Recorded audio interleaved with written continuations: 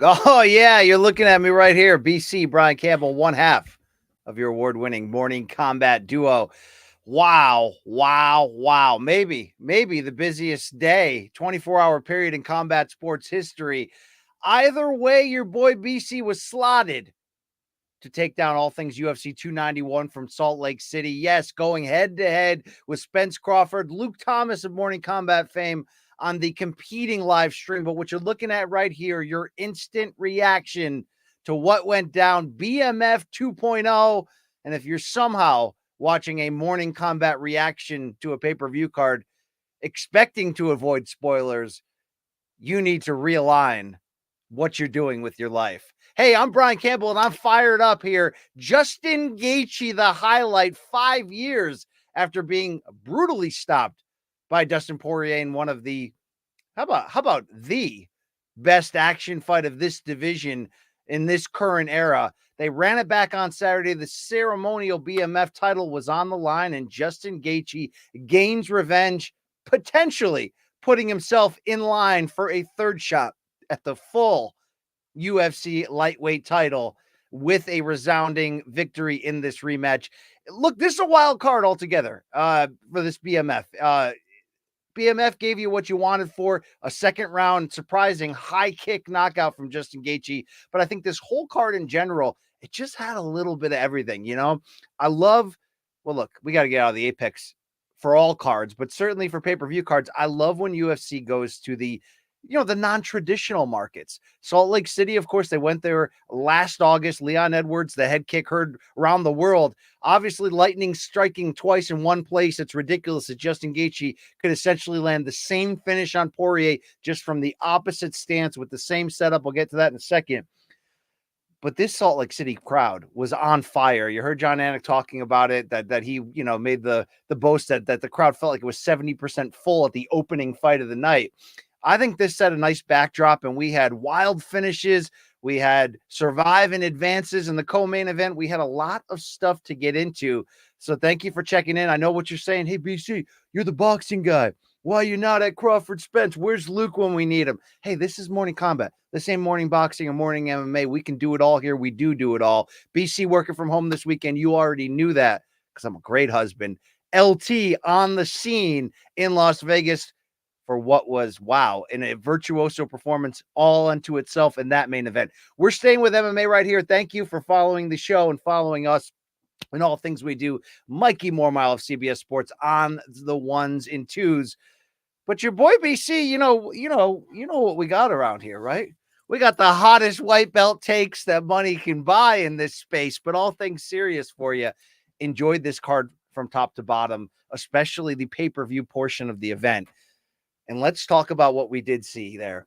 Dustin Poirier, who has long credited his 2018 loss to Poirier as the turning point in his career, and it was under Coach Trevor Whitman. We've talked about that ad nauseum, the win streak that's followed, the adjustments he's made.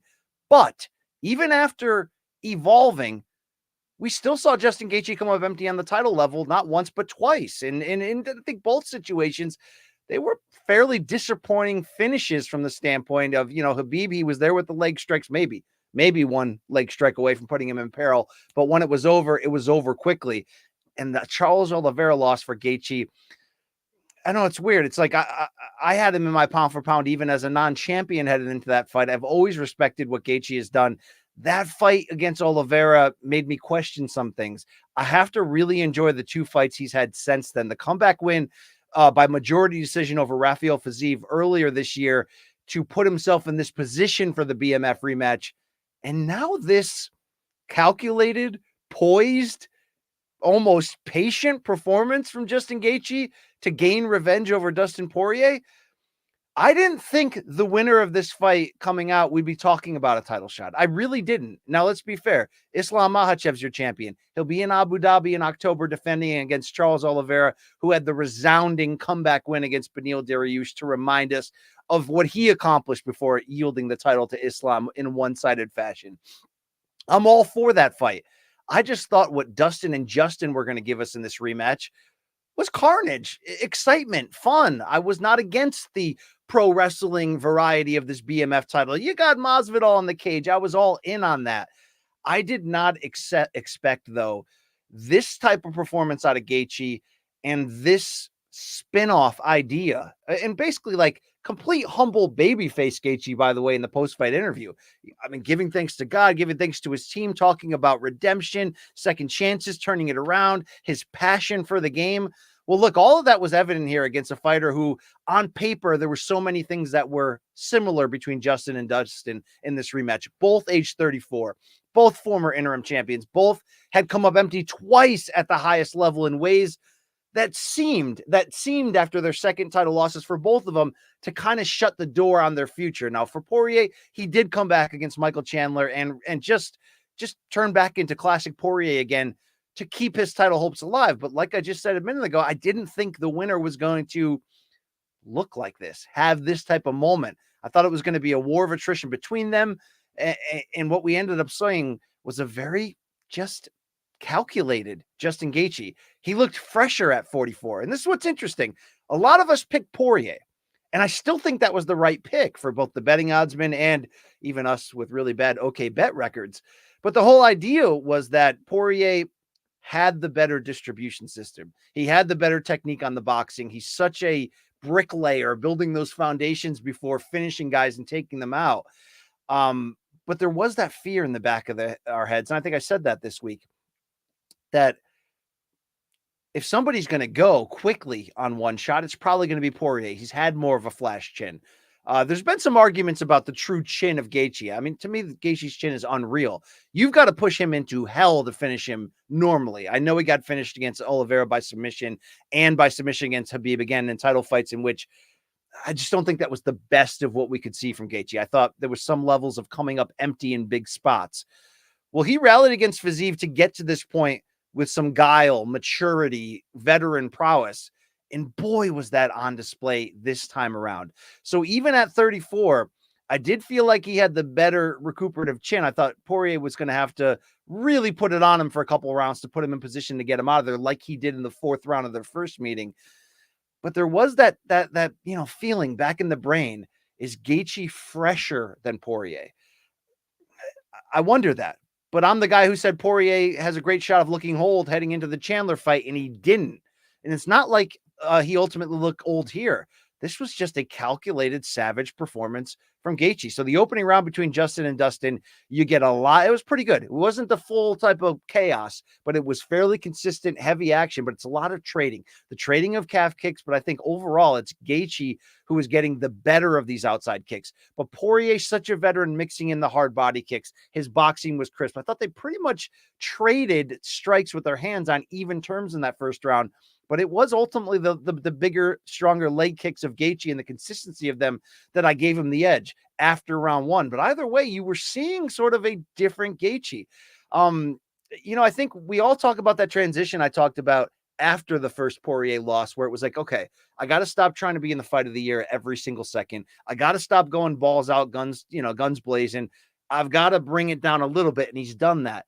I guess I just didn't expect this additional veteran evolution and change to his game at 34, even though we talked about this week. And I said, hey, Luke, could you see a scenario where Gaethje comes in more patient than we expect, more patient than normal? I think I got seduced by the idea that the UFC put BMF back in the marquee, which again, smart move.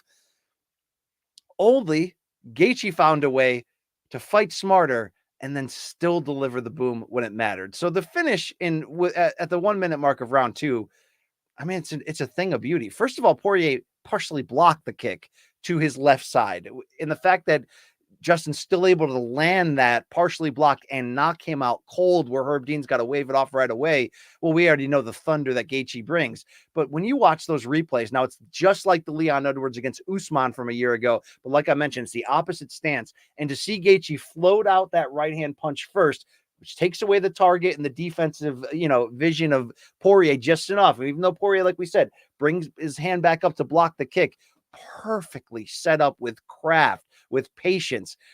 Things we don't normally talk about when we're talking about Justin Gaethje. Even the 2.0 version of him that twice got to the title level. Is he a viable candidate now for a title shot here? You're damn right he is. Now, I don't know how he would get over the top and beat an Islam Makhachev. I don't even know in a rematch with Charles Oliveira if Olives comes back and wins the title and they don't need a trilogy there.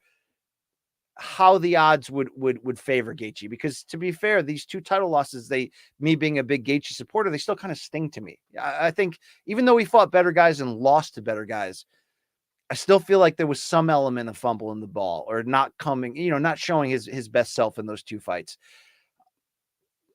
Maybe this is a different run for him at 34, even with the incredible damage that has been accrued. He still looks fresh in there. He still carried it out. I mean, look, I'd be more shocked. I'm going to be honest with you. I had both, like every other fine combat sports fan on this craziest of craziest days in combat sports history. I had multiple streams up at once, and I'm watching Spence Crawford, but I'm working from home here on UFC, doing recaps, doing a lot of different stuff. But I'm watching this virtuoso thing that's breaking out in Spence Crawford, and I'm shocked. I'm watching things on the UFC undercard that I'm shocked. By the time that head kick lands, I didn't have much shock left, yet it still was shocking. I think Poirier has always been a guy, look at the Michael Johnson fight, who you can get with one big strike. But it really was the setup of Gaethje that looked so smart for him to get to that point. And, Dustin didn't do the interview afterwards, but he showed a lot of class in congratulating him. And it's hard to know exactly at 34. I mean, Dustin's still going to be in big fights. It's what he does. But this was a big breakthrough win. And for me to not even been thinking the winner of this could enter themselves into the title picture, and now you got Gaethje calling it out. And after that performance, you sort of feel like, yeah, I mean, to update the standings right here, you got Makhachev champion. He's going to face #1 Oliveira. Poirier came in at #2. Gaethje came in at #3. You've got Dariush at 4 coming off of a loss. Michael Chandler at 5, who's tweeting for Conor to finally piss in that cup so they can do that tough coaches championship fight. And #6 is Fiziev, who Gaethje just defeated. I know we've got some younger up-and-coming hammers behind that, but the door kind of did open up for Justin Gaethje here, and I'm happy to see it in that regard. And I'm happy to see the heartfelt post-fight interview afterwards. This is a mature one. I think it's weird. So one interview, you see, well, one interview, I really heard the maturity come out of Justin Gaethje's mouth, and it's coming off of a performance where you saw extra maturity. It was championship guile and maturity that got him through that Fiziev fight, by the way, in which he was kind of falling down early and was in there against a young, hungry, aggressive guy. But this was a hell of a comeback win, considering how big that first loss to Poirier was in the transition for him. And, considering the stakes, a pay-per-view main event, a ceremonial title at stake, felt good. Felt good to see the highlight back in this point. He'll be an underdog going for the title against anybody. But yeah, he does have always the power at all times to make tough fights for people. I mean, when he commits to those leg strikes, I don't know what you're going to do. I don't know what, it's like Poirier tried his best to match him, but it's almost as if the more you do it, the more you're encouraging Justin to get off the same to counter you in that regard. But we're seeing somebody who realized, I got something left. Maybe it was, not in a great spot, unlikely to get back to this point, but he's put 2 big wins together against 2 very good names, and here he is. So maybe I should STFU and let this whole thing play out. Just a shocking, I gave away a lot of my shock earlier, as I said, to some of these other fights, but just a shocking end to this. It's a bit of a disappointment, even though the first round was fun. It wasn't crazy. And with this fight being a 5-round rematch, I expected craziness. I expected caveman stuff, but I kind of like the storyline even better, and how you spin off of this and the fights that you can still make from this. I think that's very interesting. Exactly where Poirier goes from here, we'll talk about that in Morning Combat this week and sort of look at the landscape that's available for him. But he took the flash KO well, and here we go. Justin survive and advance over Dustin.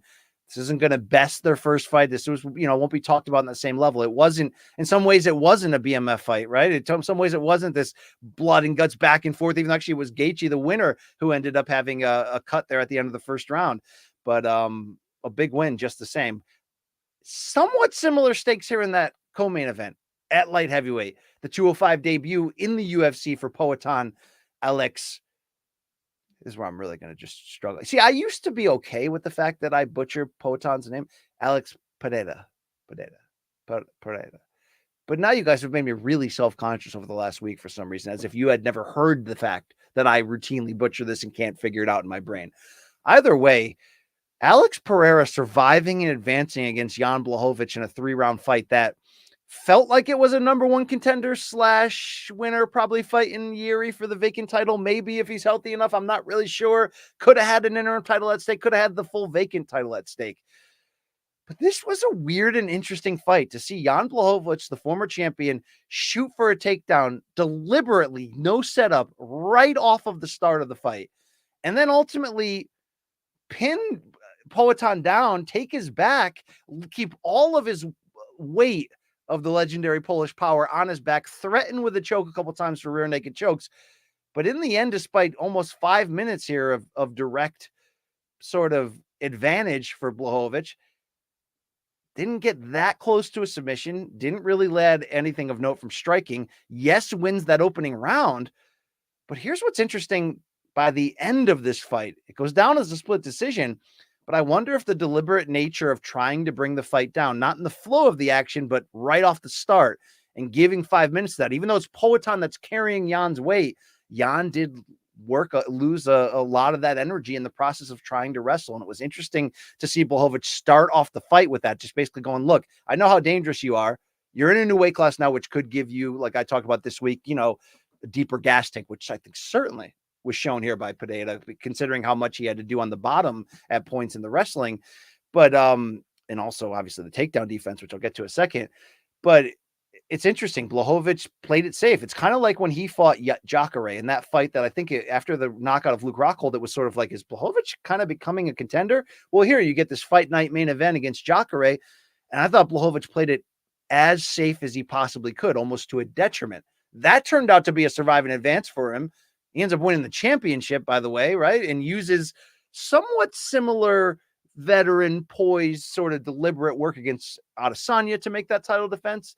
And of course, we remember him against, Ankalaev. They fight to that majority draw with the title at stake, and neither becomes a champion. And we sort of looked at that fight as, did either guy really go for it? Well, Blachowicz looked like he was trying to survive in advance, and it ultimately backfires for him. It's 29-28 on 2 scorecards for Poatan, 29-28 for Blachowicz on the third.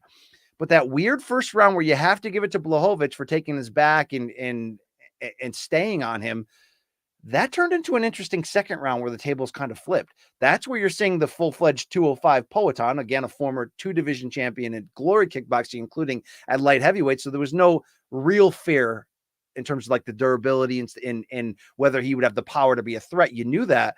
Well, when Blachowicz was a little bit tired after the grappling in round 1, what we saw in round 2 out of Poatan and then into the third round, I thought it was just incredible. His takedown defense won this fight. It was night and day. It wasn't perfect. It wasn't flawless, but the work he's doing in Connecticut streams, wrestling for his life with Glover Teixeira, who's like the ultimate coach, big brother, mentor, coolest neighbor of all time, just absolute badass dude.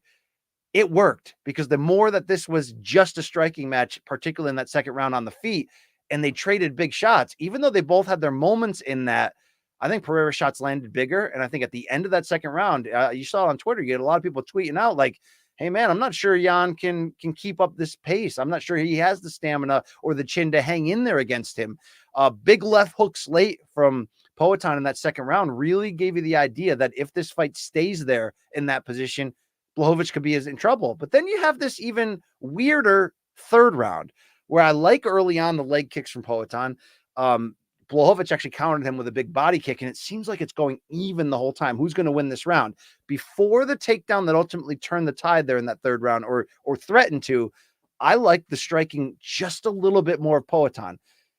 But then Blachowicz finally lands a takedown. Now, he had been stuffed the first 2 times, including 30 seconds in, he got stuffed hardcore along the fence by Pereira, which was really the key to this fight. But even though Blachowicz finally gets a clean takedown at 30 seconds, he's not able to do anything with it. And that's what's key. Did not get off clean ground and pound, was not able to really advance his position. I still felt like it could have gone either way, but I like in this case that the judges, or 2 of the 3 of them at least, because the third round was the swing round. That was ultimately what decided this fight on all 3 scorecards. They went the way of Poatan. I thought he slightly edged out the striking there in round 3. And even though he gave up that takedown, it was the defense of the takedown earlier that opened up his striking opportunities. Alex Pereira is an interesting out here at 205. This wasn't, like breakthrough, shining, huge, emotional, incredible finished performance. This was survive in advance. But Poatan had to survive in advance through his biggest weaknesses coming in. A weakness so glaring that Jan deliberately shot right off the start with no setup to basically show you, I know what you don't have. I mean, it was almost exactly like the opening fight of the night when Miranda Maverick came in as like a last minute replacement to take on Priscilla Cachoeira, who we all knew had an opening just the same, a glaring weakness on the ground. And what did Maverick do? Just went right after it and controlled the fight. In fact, afterwards, Miranda said, I only took that fight last minute because of the style advantage in that regard. Jan almost kind of like effed around and played himself. I think he kind of tired himself out for all the effort, even though, but think about this. If you're Poatan, I really quit. This was the wild card factor in me picking him. And by the way, I think I might've gone 4-1 on OK Bet this week. I got to check my stats again to find out, but, I knew that not having to cut down in weight, being able to eat what he wanted more of, but was going to make him potentially have a deeper gas tank, be more dangerous. I thought it would come in the striking. Instead, that extra energy, you really saw that showcased in his ability to carry Jan on his back throughout that first round, getting out of those choke situations, and then not letting that kill his gas tank. He was the better striker over the second and third round. That's why he deserved the win. And yes, a very close fight, but this is not like the knockout when I predicted that you'd be like, okay, let's get this guy suited up for a title. And oh, by the way, am I trying to outmatch myself? Could they really fly in Izzy and just do the trilogy for the vacant title? Well, I don't think that's going to happen here. But what I do think is going to happen is Poatan's going to fight for this belt against whoever's healthy, whether that ultimately is Yuri Prochazka or, I mean, could it be Ankalaev? Probably not likely, but we'll see which way. It's interesting, again, that the UFC did not show their hand. Normally they are quick when things happen to just throw an interim belt or just patch it up and fix it the best way they can.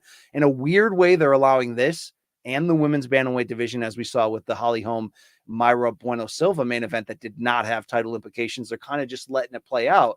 But I have to think they're relatively excited that Poatan could really be a player here. And it's not just for the magnet or the catnip to eventually lure Izzy to 205 when he's done with Strickland. If that fight even happens based on Strickland's tweets, it seems not sure. Or obviously when DDP's healthy, if they want to cash in and make that fight for the real African championship. But this was an interesting advancement for Poatan, because what do you want out of this guy? You want him to improve where there's holes. I mean, the holes are glaring there. But he does have these intangibles, and he showed that in the first Izzy fight in the UFC, obviously, by being dominated and nearly stopped, and somehow short on gas in round 5, pulling off the big finish right there. He's a threat for this title at 205. Again, not the breakthrough knockout performance where you're like, damn, sign him up now, let's see. The evolution is going to have to continue. They're going to have to be in that stream in Brookfield, Connecticut, or Bethel, or outside of Danbury, wherever the hell Glover lives. It's a decent area of the state in Connecticut. Decent area. I grew up not too far from there. Hardworking, a lot of Portuguese and Brazilian population. I respect those guys a lot. But he's got to continue this. But if he fights Yuri Prochazka next, you're telling me you won't jump out of your chair to be excited? You're damn right you will. That fight would be absolutely crazy. And I like who Poatan's becoming now. I mean, it's insane how quickly he's transitioned. Even with the glory, the kickboxing background. How many times have we seen guys with big kickboxing backgrounds try to make that instant transition and then it goes really, really badly for them? This has been incredible. This has been absolutely incredible. He's now on the doorstep of a title in the second weight class, in his second fight in that weight class. His transition this quickly, even while benefiting with the fact that Izzy had already cleaned out the division and there was a short path to the top. He's not young. There was a short path for the UFC to cash in on that rivalry, and they did it. They won the freaking title. But look at how he's closing up those glaring weaknesses now. If you are not able to take Poatan down at 205 and use it against him, or in this case, even if you have some success, it's not going to gas him out. It's actually going to gas you out. And he's also, made out of stone and can knock you out at any point and has just true, deep inner toughness to fight through stuff. This guy's a problem. It's going to be a problem again in this division. It's not going to be as dominant, I don't think, at middleweight. Although, again, I mean, he was dominant to get to the title. Winning the title took some level of miraculousness, and then he get knocked out in the rematch. But for a division that's so wide open to begin with, and Jamal Hill's out, and who knows when Yuri's healthy, and whatever happened to Rakic, a lot of uncertainties here. Poatan is looking at least pretty certain that he belongs in this title picture at the moment. And again, he's helped by the chaos of this division. But I don't usually love to reward survive in advance, but when you show these type of skills, I mean, it was clear like Jan was trying to steal this fight with takedowns. and Poatan rightfully got his hand raised. Big win, absolutely big win. But he also landed the bigger shots, which forced Jan to wrestle more. It's weird. It's kind of a puzzling performance from Jan, kind of, but he was also outgunned in certain areas. The legendary Polish power is just that. But you can't at either division stand and trade with Poatan, especially when you're tired and hurt, as was going on at the end of that second round. You're going to be in a lot of trouble. One note of a fight that unfortunately didn't go down, which was Stephen Wonderboy Thompson, was supposed to be right in the midst of this pay-per-view card against Michel Pereira. Pereira missed weight badly by 3 pounds.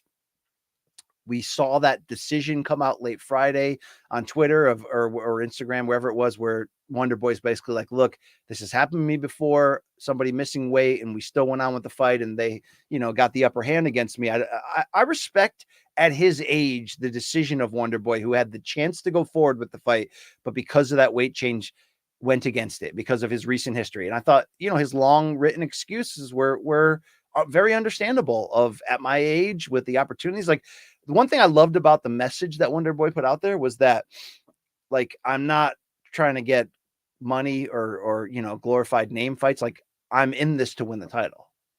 I respect that. So he pulls out of this fight to not give that advantage in such a key pivotal fight to his opponent. But then, according to reporting from Mike Bohn of MMA Junkie, who, hand check on the flight to Salt Lake City, Mike, right? He says the UFC not paying Stephen Thompson show money in this situation. That's a little dicey. That's a little. So it's like, from the promotion, that's a standpoint beyond the fact that they're insanely cheap in these areas of thinking, okay, well, you were healthy to fight and you chose not to. Well, we're not going to kill you for it or whatever, but we're not going to reward you for it. Is that fair? I don't know if that's fair. I mean, this wasn't a weight miss by like 0.3 of a pound and Wonderboy's just being pedantic or trying to protect. Or like, for example, speaking of Michel Pereira, when Diego Sanchez leaned into that DQ win just to kind of survive and advance in his own career, it was kind of a desperate move, but it was a desperate act by a desperate man with a weird coach behind him who's chasing him with knives. So you got it. You understood it. This is a 3-pound miss. This isn't, pedantic Wonderboy trying to one up the company. Wonderboy showed up and was professional and showed up to fight.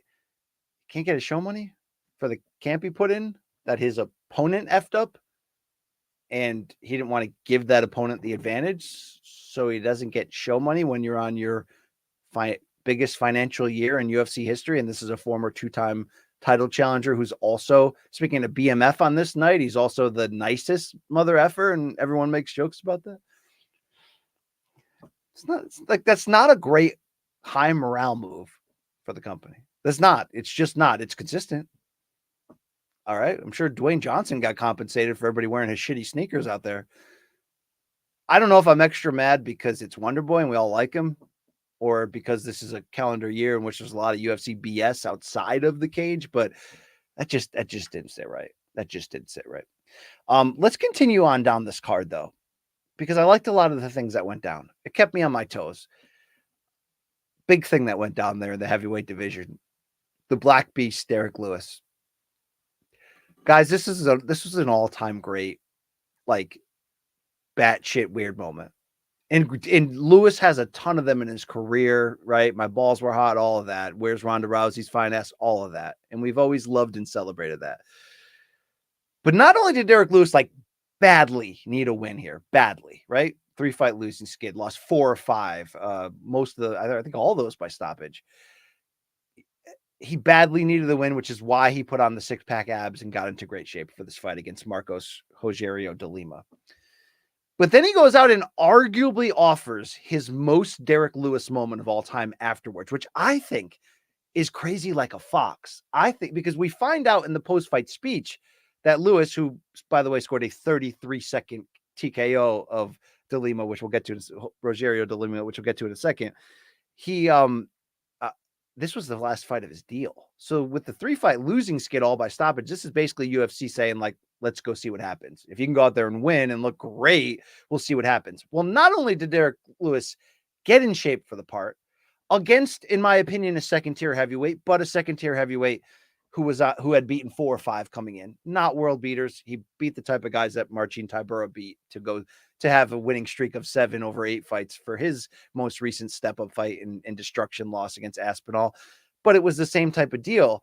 Not only does Lewis get in the top shape to save his job, not only does he deliver an insane performance, he then does the most endearing and ridiculous over-the-top stuff for even an over-the-top athlete that we love, which has to make everybody go, damn it, I love that guy. That's smart when you're in your final fight of your contract and you're, just look, he's not going to get cut. Even at 38, he's obviously got the power to always make fun fights, and he's a name, and Dana White loves him, and we all know that.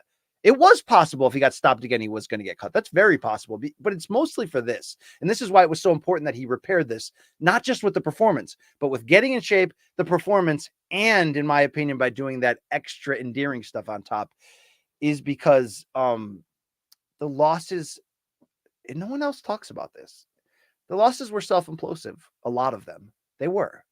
The Gane loss in his hometown of Houston, I talked about it this week. He admitted afterwards, the moment got too much for him. Hometown, trying to win a title, got too much for him. I think if you look across his major losses, I mean, maybe he's always going to lose to DC at Madison Square Garden in that spot, but DC had a horrific back. And, that was during a time where Derrick Lewis would always say these weird things in interviews, not the normal weird things, but like where he'd just say like, it's just money for me. I only care about the money. I want to feed my wife and kids. Like, I don't care about this, the title and all of that.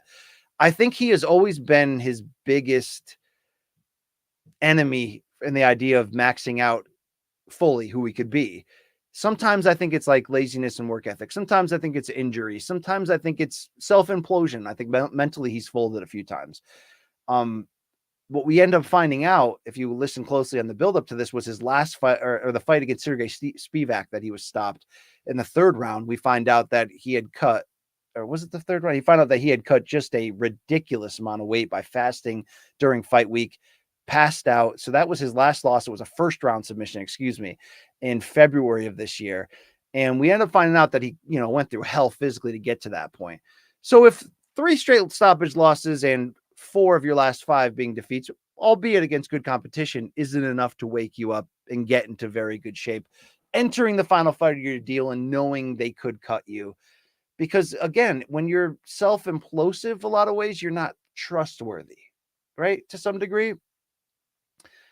He fixed it all in this fight, and he did it with a running, jumping switch knee off the opening bell. I mean, it was like absolutely ridiculous, except it landed. It perfectly split the guard of Rogerio de Lima. Now, is this guy's last name de Lima, or is it Rogerio de Lima? Is he middle nog? All right, maybe I can work on my hard 5. Sorry, my hard. Yeah, there we go. He split, and de Lima has the defense for it, but that knee just lands perfectly. And I actually love the patience of the beast there, the Black Rhino, when he got on top, but was kind of like picking his spots with the ground and pound to set up that finish. He ends up getting the finish, 33 seconds. And then Derrick Lewis does stuff that, of course, I'm going to pop for. The shorts came off and the underwear's ball free and the DX crotch chop and the run and jump on top of the cage in his underwear. It's like, no one's ever done this before. And, and he's hilarious in the post-fight interview. I hope this is the right wake-up call for him in this regard. He's got to be in better shape. I don't know at 30. Like, I think he's done angling toward a title shot. I mean, he kind of maxed himself out pretty damn good if you consider he fought Daniel Cormier at MSG for the title and then fought for, against Gane for a second chance there at a portion of the belt. But UFC wants to employ this guy because of moments like that, because of he's the all-time knockout winner. They love this guy. He does have to commit to being in more shape. And I think if he does, he's not going to get injured as much. He's going to have the best chance to max out, because even at 38, he's still explosively fast and powerful in the right moment. Even for a guy that looks, fakes being tired, sometimes fakes being hurt, and looks like can be a circus clown at times, man, he can strike like a cobra out of nowhere and hurt you. And he's still an interesting out if he gets his stuff together. Most guys, when they have that many consecutive stoppage losses, it's normally, again, due to like a poor chin falling apart. And, a few of these, he's fighting killers. A few of those, he took some big shots. But when he gets out of his own way, it's inspiring. I want to see that continue. I want to see more of that. And if we're ranking power rankings in his most hilarious moments, this is the best. This is the best one. It's the best one by far. That was great. It was one of the best things I've ever seen. I absolutely loved it. Huge star, huge fan. Let's keep on going down this line here. This lightweight tilt between Bobby Green and Tony Ferguson was not what we expected. Now I'm sweating out my okay bet. Not like anyone. I don't know if you guys are into this, but this is a tight race between Luke and I, and I'm not particularly good at this. I picked that this fight wouldn't go the distance, only I picked it would be really sad. You know what? It wasn't really sad. Tony Ferguson just lost his 6th in a row, 4 of them by stoppage. And before this step down in competition against a still very dangerous Bobby Green, it was largely all against super elite competition. But there were moments in that stretch, including against Nate, including against Michael Chandler, where he actually hurt him. I mean, gosh, he dropped Gaethje early in that fight for the interim title that he ended up, I think, pouring out most of the jug of what's left in his punch resistance. But Tony, who's always in great shape, and yeah, I know he had said crazy comments coming in that I'm in my prime, I got to give him a lot of credit. You could see he went back to the lab and tried to reinvent himself. And you know what? He dropped Green in the first round, and he wasn't easy to mangle. It really wasn't until the second half of that second round that he just started to get lit up. It felt like anytime Green's flapping that jab out, every time he's just ringing the bell on Tony. But especially in that first round, even with that, I wonder if that eye poke, that brief eye poke, which halted the action, it kind of halted Tony's momentum in that same regard. He took a lot of punishment. Yeah, he got finished again. And no, I'm not trying to advocate for a guy who just lost 6 in a row to come back again. But rumors of his, I'm walking a tightrope here, but rumors of his extreme demise might be slightly over exaggerated. You know what I mean? Like I give him a lot of credit. He came in, he fought well. And I think ultimately the reason why Bobby Green won this is because he didn't fall for any of the attempts by Tony to make this a crazy fight. Tony was actually kind of disciplined in there. And I think that made Bobby Green have to be disciplined at times. And once he made the adjustment, I thought Bobby Green's second round adjustment to just work behind that jab and his speed advantage, it was the difference, right? And third round was a little bit different. Tony actually landed a cracking right hand early in that third round. And I did wonder, like, is he going to win a decision here? Like, is it possible Tony can pull this off? If he rallies down the stretch there, but Green turned the tables quickly, picked him apart, and then Tony goes to pull guard and go for one of his rolling attacks. I had spicy California rolls for dinner here from Big Y. I'm not afraid to. At least it's not gas station food, right? He tried to go for one of those Minari, I don't know, dragon rolls with a side of okay, so it always comes with that green stuff that's like super spicy. I'm not going near that stuff. But that thin white stuff that you put over each one, that's weird, right? Maybe he was going for one of those. And Green, I got to give him a lot of credit. Didn't get the submission attempt right away, worked for it, and then got the armbar. And I think Tony ended up tried. I'm sorry, I'm confusing the two fights in my head. Did not get the armbar. I'm totally confusing with the other fight. It is after midnight right now, so we do have to let it all hang out on the East Coast. I'm confusing it with the arm bar in the earlier fight. This was the arm triangle choke. And dude, Tony bit down, man. He tried his best. He tried his best to get out of it. It looked like he actually potentially could have finished off that last final 20 seconds, but Green got the choke tight enough, got him to fall asleep. Perfect stoppage. There's 6 seconds to go. I get the under on my okay bet. Does Tony still have a job? That's the thing. It's like he actually, he fought better than Cowboy had during that stretch of really bad finishes that led to his finish. BJ, I mean, God, this was better than the Lava Shack, but I didn't want to see Diego Sanchez keep going out there, and I don't know if I still want to see Tony. But Tony, I love you, man. You fought. You brought it. You got into shape. I mean, you're always in shape, but you brought it this time. It's a good win for Bobby Green because it was harder than it should have been. It's actually the first. I love the stat that they throw out there. First submission win for Bobby Green since his UFC debut 10 years ago. Wild turn of events there. But this was kind of a charming fight on a largely charming card. And to kick off this pay-per-view main card, again, losing Wonderboy against Pereira, the other one, Pereira. Kevin Holland gave us the breakthrough win that we've wanted, needed, and asked for a long time. And the fact that he can package this with the one-punch knockout win of Santiago Ponzinibbio in the fight before, now means he has legitimate momentum. But I think even the difference between this fight and that last one was he both leveled up and matured. Now, tough fight for Michael Chiesa, coming off nearly 2 years away with sustained injuries. And I think it's natural to say, like, he's got a really good sort of second career. He's starting as a analyst in the studio. He does the podcast, I think, with Paul Felder, and he's becoming, kind of a favorite UFC guy. So I'm not, maybe that does begin to lend the idea that not 1 foot out the door, but a half a foot, maybe 3 toes, maybe. I got bare feet right now, but you don't want to see it. I know you don't want to see it. It looked like he was actually going to retire afterwards. It looked like he was taking off the gloves. They were kind of teasing it on the broadcast, but I don't think it ended up happening. Either that or I looked away to check out what was going on in Spence Crawford and I missed it.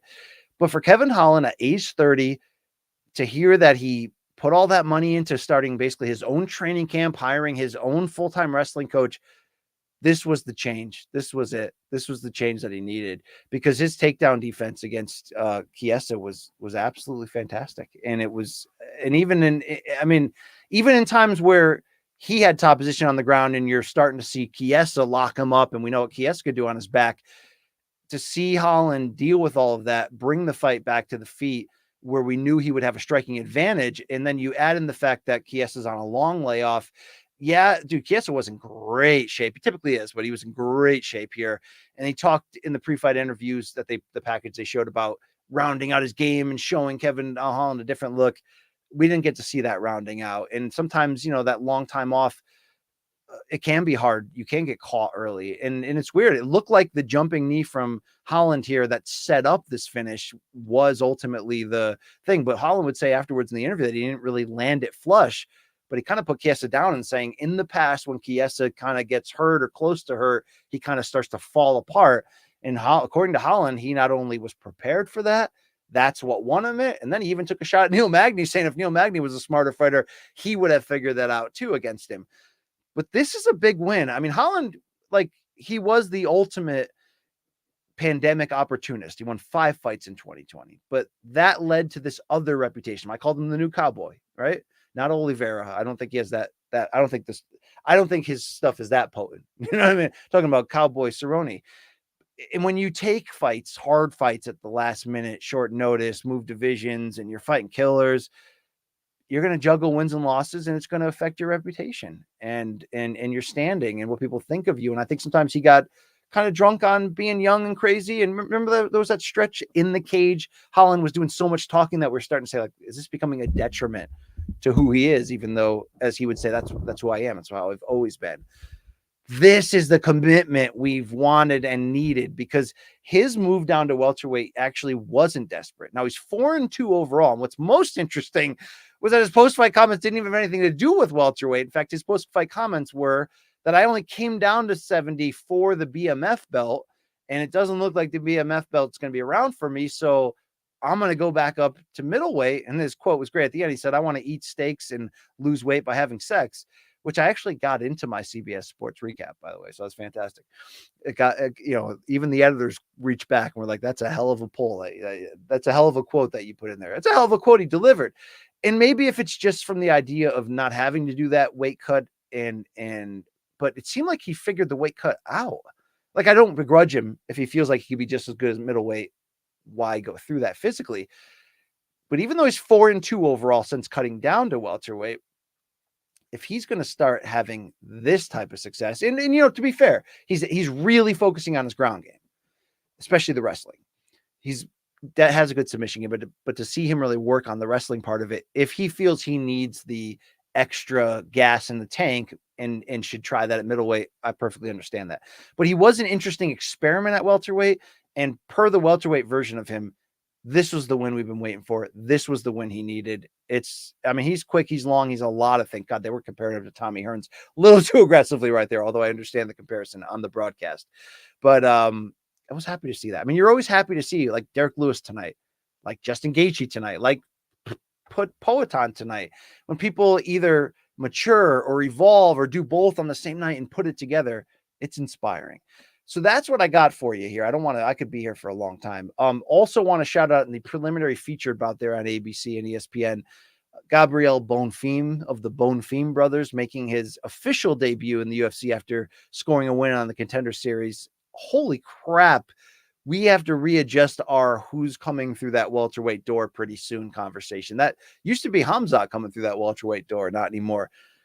We may have another Hamzat type, not exactly the same skill set, but his first round submission in 73 seconds against Trevin Giles via guillotine was just one way, just absolute man domination. The ease in which he pulled guard and got that thing sunken in.